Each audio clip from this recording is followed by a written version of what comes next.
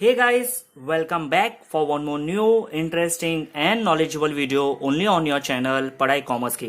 Guys, already मैंने last week balance sheet का जो फॉर्मेट है, उसका कॉन्सेप्ट है, उसके जो एक इम्पॉर्टेंट पॉइंट पे हम लोग ने डिस्कस किया है, उसका मैंने वीडियो ऑलरेडी अपलोड कर चुका हूँ। तो आपको क्या करना है, यहाँ पे आई बटन पे क्लिक करके आप वहां से वीडियो देख सकते हो, प्लेलिस्ट विजिट कर सकते हो, या आप हमारे डिस्क्रिप्शन से आप वो लिंक को विजिट करके आप वीडियो देख सकते हो। तो आज इस वीडियो के अंदर मैं क्या कवर अप कर रहा हूं, जो फॉर्मेट हम लोग ने लास्ट वीडियो में देखा है, उसका एक problem and solution of balance sheet, मतलब एक प्रॉब्लम मैं आपको दूंगा और उसका सॉल्यूशन आप बताऊंगा, so that you understand a complete idea and you get a complete idea about how to prepare a balance sheet, which part, which account or which item would go into the liability side and which item would go into asset side. तो चलिए without wasting much of the time start करते हैं, problem देखते हैं और उसका मैं solution बताऊंगा इस वीडियो के अंदर।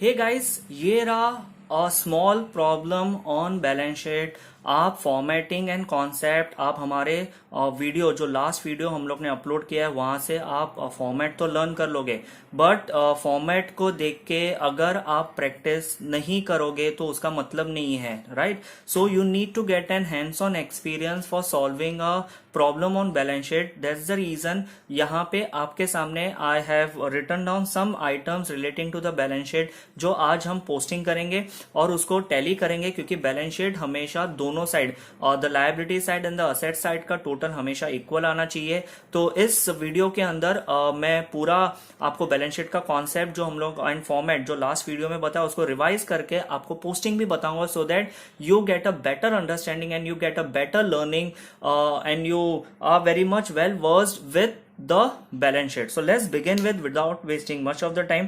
यहाँ पे ऑफ कोर्स ये फर्नीचर है, तो फर्नीचर इज एन असेट्स, तो हम लोग असेट्स के साइड लिखेंगे। तो आप भी ये क्वेश्चन को डाउनलोड कर लो, आप अपने नोटबुक में लिख दो and you can start marking. As you can see I am also marking the same thing. Land and building is also an asset, so we would write on the asset side. Capital, यहाँ पे capital account लिखा है mister Gopal का, so of course ये बात है, capital account is an liability, because जो equation हम यूज कर रहे हैं वो liability plus capital equals to assets है। तो लायबिलिटीज के साइड हम लोग कैपिटल अकाउंट को डालेंगे। Bank overdraft is also an liability, because आपने बैंक से एक्स्ट्रा पैसे विड्रॉन किया है, वो अभी आपको पे करना है। Anything payable is our liability. Debtors is assets, debtors are the customers, जहां से पैसे रिसीवेबल है, आपको फ्यूचर में पैसे मिलने वाले हैं, तो anything receivable in future is our assets. Bill receivable, जैसे कि मैंने अभी थोड़ी देर पहले बताया, anything receivable to the business is an assets for the business. Loan from mister Babur, यहाँ पे आप देखो, यहाँ पे फ्रॉम लिखा है, मतलब आपने किसी से लोन लिया है। तो जब भी आप लोन लोगे तो यू हैव टू पे बैक, एंड व्हेन यू पे back it is a payable amount, and payable amount is our liability. Cash in hand assets, because वो आपकी प्रॉपर्टी है, आपके पास कैश है। बैंक, कैशड बैंक, भले वो कैश इन हैंड हो, अगर आपके हाथ में या ऑफिस में कैश रहेगा, दैट इज ऑल्सो है property to you.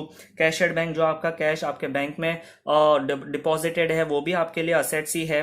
Goodwill is an intangible assets, intangible assets are return on the asset side, वो इररिस्पेक्टिव हो कि वो टेंजेबल या इंटेंजिबल हो, आपको असेट्स के साइड लिखना है। क्रेडिटर्स, जैसे डेटर्स आर माय कस्टमर्स, जिससे पैसा मिलने वाला है, रिसीवेबल, तो on the similar line creditors are the suppliers और the person to whom the business needs to pay the amount. मैं फिर से रिपीट कर रहा हूं, क्रेडिटर्स ऐसे पर्सन है जिसको बिजनेस पैसा पे करना बाकी है, पेएबल अमाउंट है, and payable amount is our liabilities. तो यहाँ पे मैंने लायबिलिटीज लिख दिया। Closing stock, of course, is the stock which is left at the end of the financial year with the business is called as a closing stock. तो मैंने यहाँ पे असेट्स लिख दिया, that is an assets, property है, because आप next year उसको बेचोगे। Bills payable, जैसे कि bill receivable is an assets, मतलब आपको पैसे आने वाले हैं। बिल्स पेएबल, ये नाम से आपको पता चलना चाहिए। Payable, anything payable is our liabilities, जैसे मैंने क्रेडिटर्स को भी एक्सप्लेन किया था। Plant and machinery, of course है, you would have certain machineries और plants with regards to factories, जो आपके लिए मैन्युफैक्चरिंग फैसिलिटी प्रोडक्शन करेगी, आपके लिए असेट्स हो जाएगा, बिकॉज ये लॉन्ग टर्म तक आपके साथ रहने वाला है and you invested a lot of money into that. And last में देखो मैंने यहाँ पे क्या दिखा है, नेट प्रॉफिट लिखा है।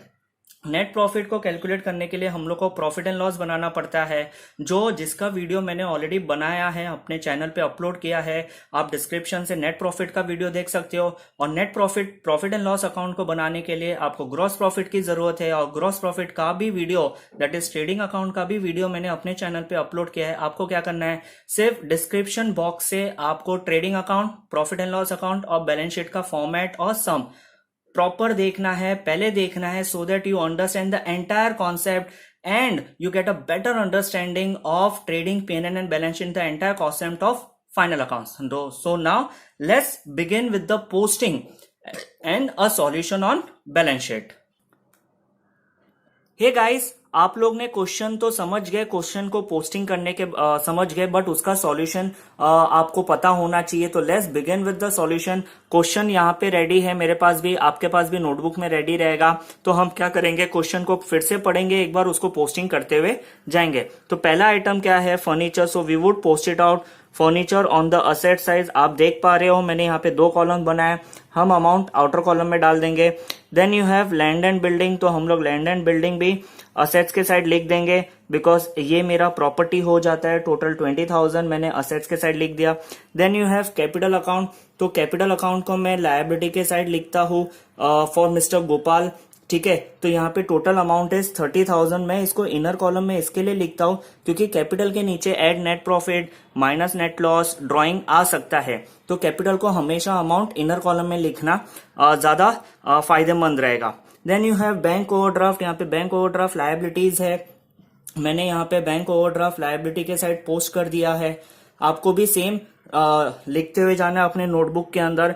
अमाउंट आएगा आउटर कॉलम में, बिकॉज इस पे एडजस्टमेंट नहीं है, जैसे कैपिटल पे एडजस्टमेंट है तो अमाउंट इनर कॉलम में लिखा है। ये मैंने अपने ट्रेडिंग एंड P&L अकाउंट को भी समझाया, लेजर अकाउंट में भी समझाया इनर एंड आउटर कॉलम का इंपॉर्टेंस क्या होता है। देन यू हैव डेटर्स, तो डेटर्स को हम क्या करेंगे, थोड़ा सा नीचे लिखेंगे, बिकॉज ऊपर fix assets, intangible, tangible assets ऊपर आते हैं, बट वेरेज जो करंट असेट्स रहते हैं वो थोड़े हम लोग नीचे लिखते हैं। ये कंफर्टेबल लिखने का है, बट अगर आप कहीं पे भी लिखोगे तो भी चलेगा, फाइन इनफ है। Then you have bill receivable for 3,000, ये भी हम लोग बिल रिसीवेबल 3,000 असेट्स के साइड लिख देंगे। Then you have loan from Babur which is a liability for ₹10,000, तो हम लोग loan from Babur I would write down on the liability side कितने का लोन लिया है, 10,000 का, तो मैं भी यहाँ पे 10,000 मेंशन कर दूंगा amount. Then you have cash in hand, cash in hand is a current assets, property होती है आपका कैश जो आपके हाथ में रहता है, वो आपका मनी रहता है, डेट इज अ प्रॉपर्टी। फिर आता है कैश एट बैंक, ये भी मेरा असेट्स है। आप देखो यहाँ पे मैंने मार्किंग करके रखी है आपके रेफरेंस में। हम लोग ने वीडियो के स्टार्टिंग में भी क्वेश्चन सॉल्व किया तो भी आपको मैंने मार्किंग करवाया, आप नोटबुक में नोट डाउन करके रख सकते हो। Then you have a goodwill, goodwill is an intangible assets, तो इंटेंजिबल असेट्स को हम लोग आइदर आप ऊपर लिख सकते हो, बाय चांस अगर यहाँ पे जगह नहीं है तो you can write down your, but मेरे पास जगह है तो मैं क्या कर रहा हूँ, गुडविल को fix assets, tangible and intangible जो क्लासिफिकेशन आता है उसके अंदर लिख देता हूँ।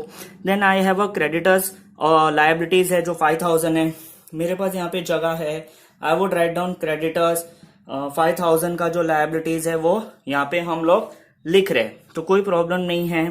Then you have a closing stock assets for ₹10,000, closing stock assets होता है क्योंकि आप नेक्स्ट ईयर ये स्टॉक बेचोगे तो आप पैसे कमाओगे, पैसे कमाओगे तो ऑफकोर्स वो आपकी प्रॉपर्टी होगी which is money is receivable. Bills payable liabilities है 10,000, यहाँ पे बिल्स पेएबल की जगह है क्रेडिटर्स, उसके नीचे मैं बिल्स पेएबल लिख दूंगा। ऑलरेडी ये सारे कॉन्सेप्ट मैंने अपने वीडियोस में एक्सप्लेन किया हुआ है, बेसिक टर्म्स इन अकाउंटिंग के अंदर। आपको क्या करना है, आपको मेरा प्लेलिस्ट विजिट करना है एंड सारे टर्म्स को देखने हैं। आपको क्या करना है, आपको मेरा प्लेलिस्ट विजिट करना है और मेरे सारे बेसिक टर्म्स ऑफ अकाउंटिंग के अंदर ये सारे टर्म्स मैंने ऑलरेडी अच्छे से एक्सप्लेन किए। Then we have plant and machinery, तो यहाँ पे देखो फिक्स असेट्स के नीचे जगह खाली है तो मैं यहाँ पे प्लांट एंड मशीनरी के लिए जगह जानबूझ के छोड़ के रखा था, तो मैं प्लांट एंड मशीनरी का अमाउंट 9,000 डाल दूंगा, जैसे कि आप देख पा रहे हो। अब लास्टली है क्या, नेट प्रॉफिट। नेट प्रॉफिट को क्या करते हैं, एड टू कैपिटल अकाउंट करते हैं। तो यहाँ पे देखो मैंने कैपिटल के नीचे ऑलरेडी आपको बोल के रखा था कि नेट प्रॉफिट और नेट लॉस आता है, कहाँ से आता है, प्रॉफिट एंड लॉस से, और प्रॉफिट एंड लॉस का जो बैलेंस फिगर होता है आइदर नेट प्रॉफिट और नेट लॉस, अगर नेट प्रॉफिट रहेगा तो प्लस होगा, नेट लॉस होगा तो माइनस होगा। तो यहाँ पे मैं 9000 को ऐड कर रहा हूं और इसका टोटल मैं आउटर कॉलम में ले लूंगा। अब क्या करना रहेगा, बैलेंस शीट जैसे मैंने अपने कॉन्सेप्ट में अपने फॉर्मेट में बताया कि बैलेंस शीट का जो टोटल रहेगा वो हमेशा इक्वल आना चाहिए, क्योंकि हम लोग अकाउंटिंग इक्वेशन यूज कर रहे हैं liability plus capital equals to assets, मतलब इसका टोटल हमेशा असेट्स के टोटल के बराबर होगा। तो चलिए देखते हैं कि ये टोटल बराबर है कि नहीं, अगर रहे तो हमारा सम पूरा राइट है। तो 39, 49, 59, 69, 74 मतलब लायबिलिटीज का टोटल यहाँ पे आ रहा है हम लोग को 74,000।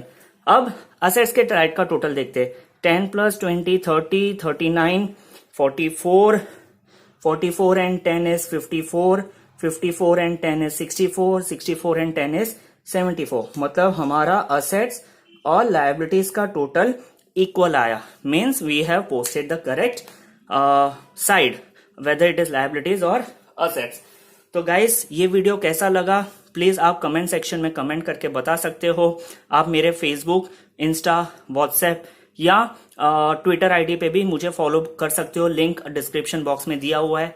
Till then keep learning, keep watching only on the channel Padhai Commerce की।